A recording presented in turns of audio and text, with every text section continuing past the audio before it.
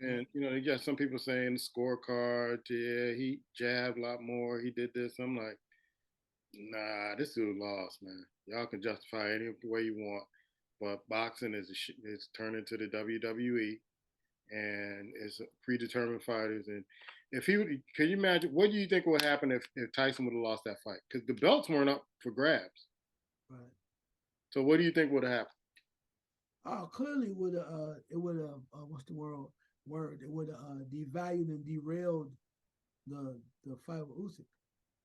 It would not have held any merit, right?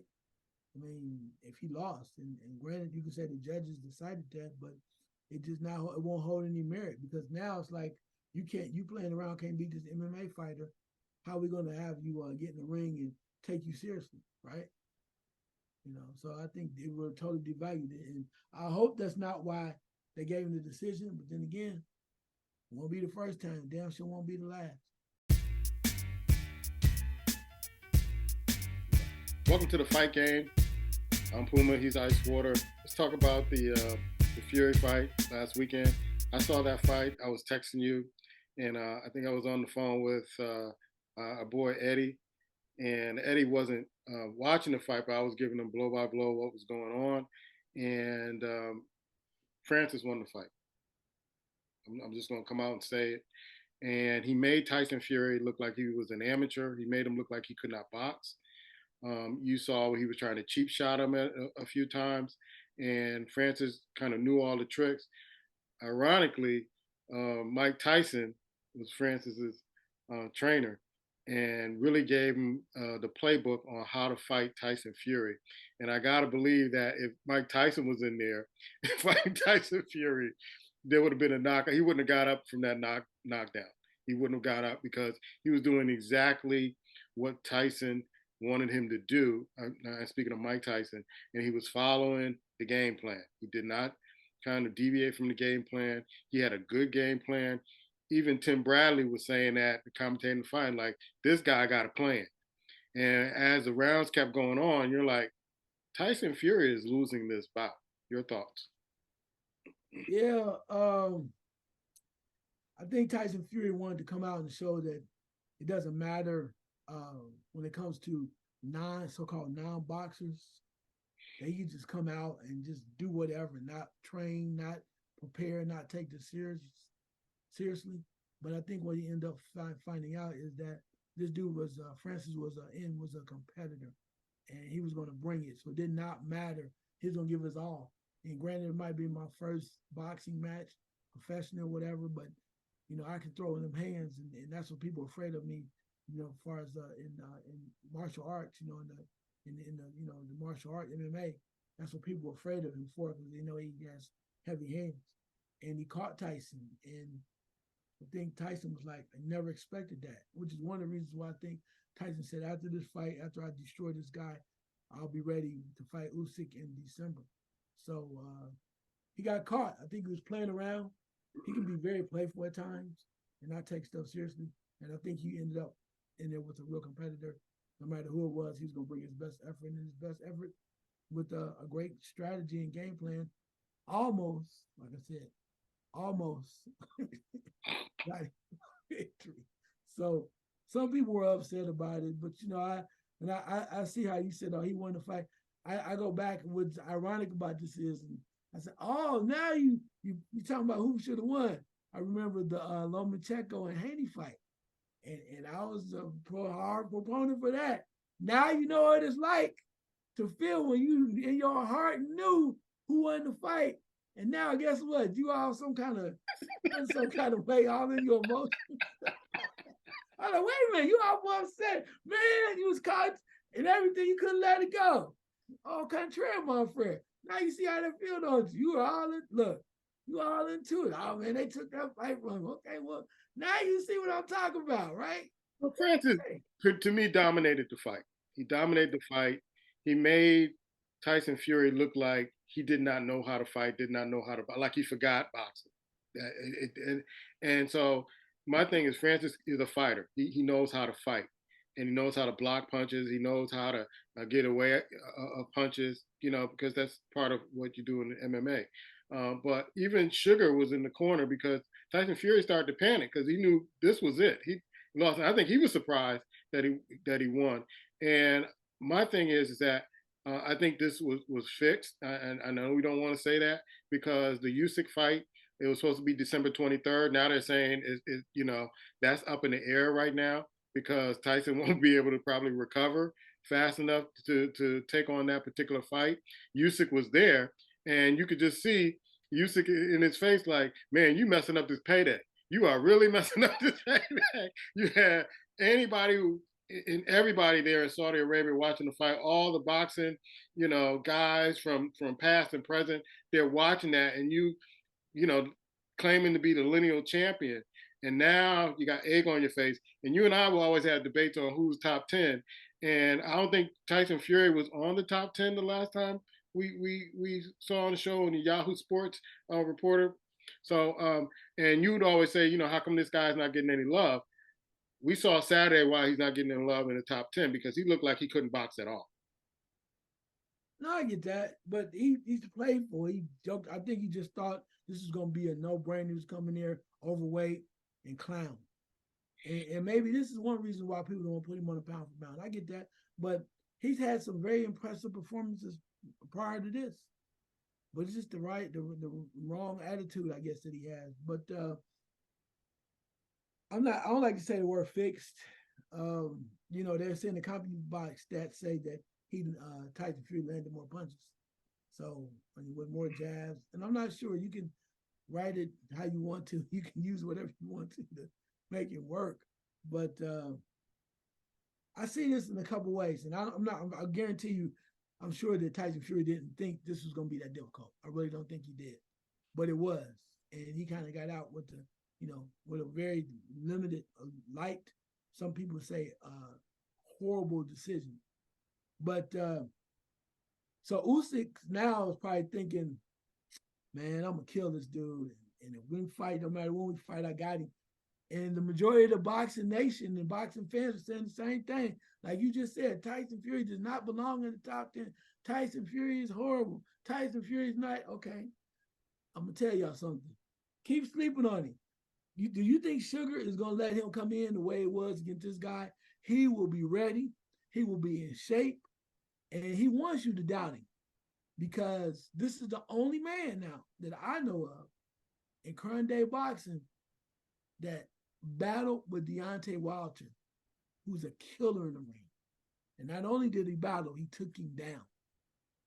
Says a lot. And I think Usyk has the belts. Everything is Usyk's way. Everybody's talking about the way that he boxed against Joshua and danced around. One of the smartest fighters when he's on point is Fury. And I think he's waiting. He's like, okay, you think you can beat me? Got you where I want you. I got you right where I want you too. Notice Usyk has said nothing about Deontay Wilder. Because Deontay Wilder is coming with a club. He's gonna try to take him out. But I think what you'll see with if Usyk, if he does fight Fury, Fury will be in shape. He won't be 270.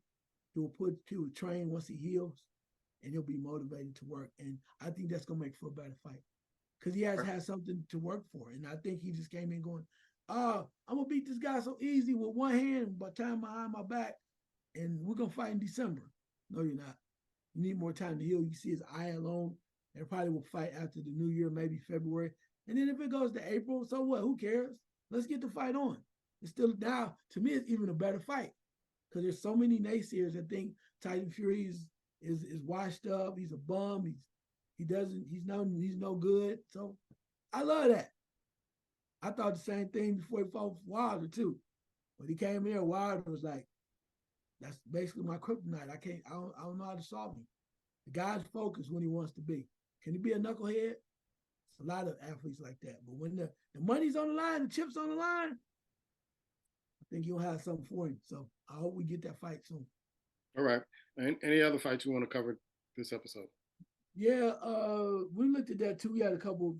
We're getting closer to Demetrius Andre, right? Fighting Benavidez is going to be coming up, and I'm looking forward to that because, like I said earlier, that This is a huge risk for Benavidez, a big time risk, a big time risk for Benavidez, who wants to be great, as he says, and wants to move up and maybe get a Canelo fight. He has to win this fight and win it convincingly if he ever thinks about trying to get a fight with Canelo, because Canelo doesn't still respect him. He has to win this fight impressively. The other news too is appears like Terence Crawford. I told you guys before that I didn't say they were stalling, but I think that they were waiting to see what was going on with Bomac, the trainer.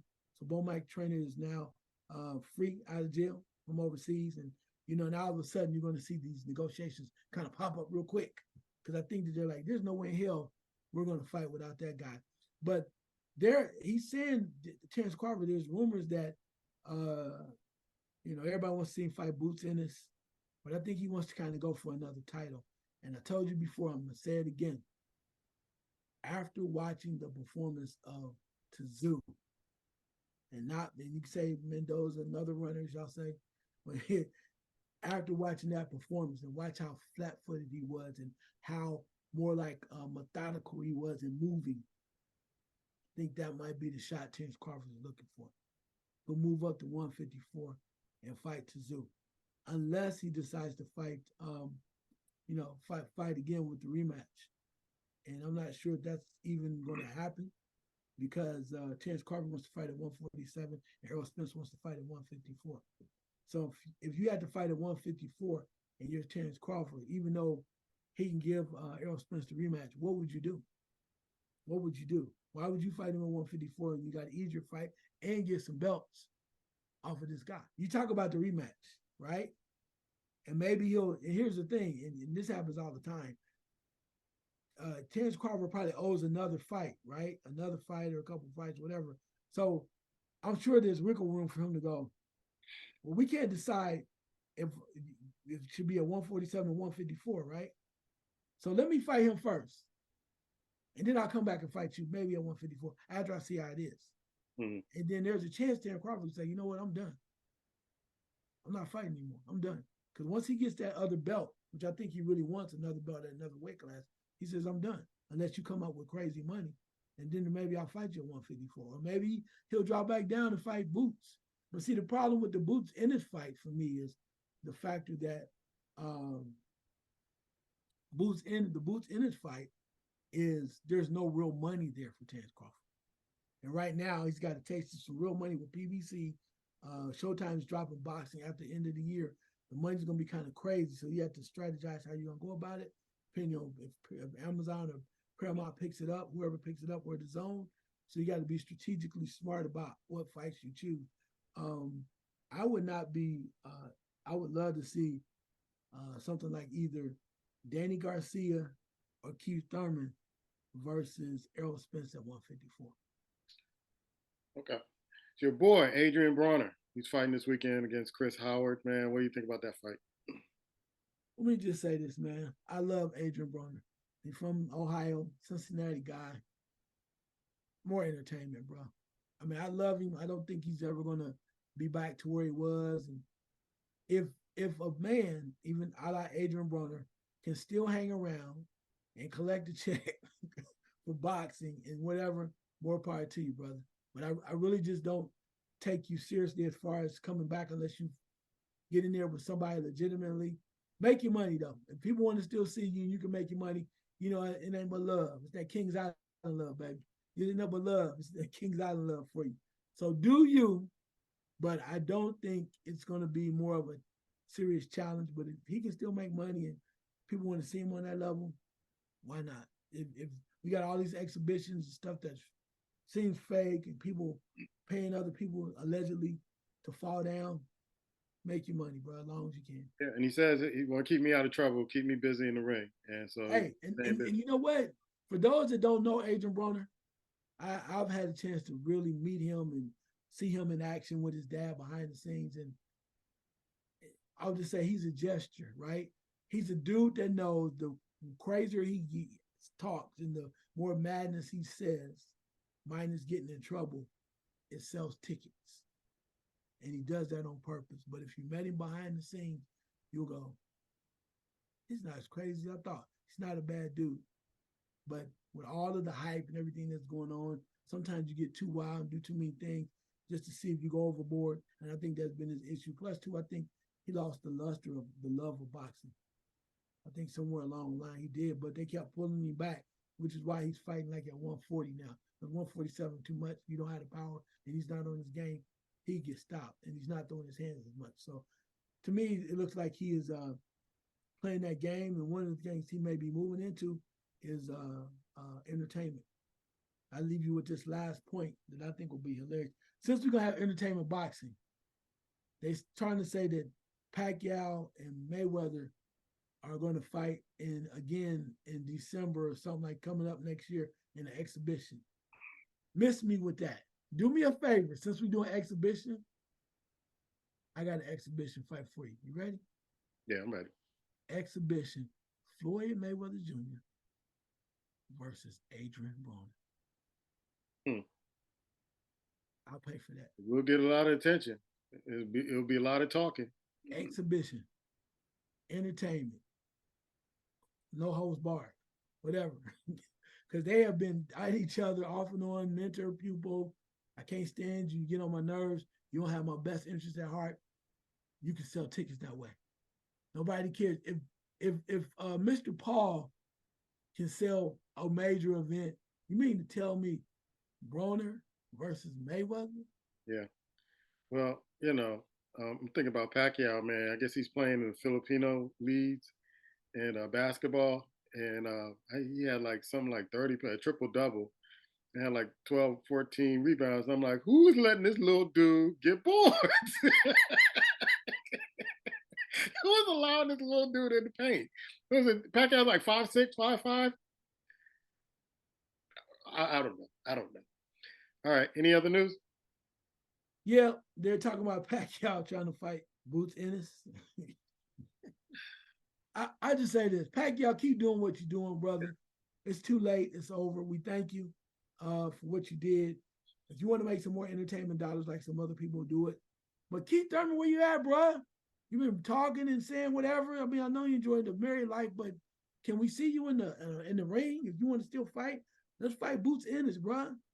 Something. I mean, you're not gonna get the Crawford fight. What about Boots Ennis? Or what about a rematch with Danny Garcia? Or something. I mean, just anything. I need to see you in the ring. Or if not, just go and retire and enjoy your life. Happy life, happy life. He's Icewater, I'm Puma, and this is the podcast.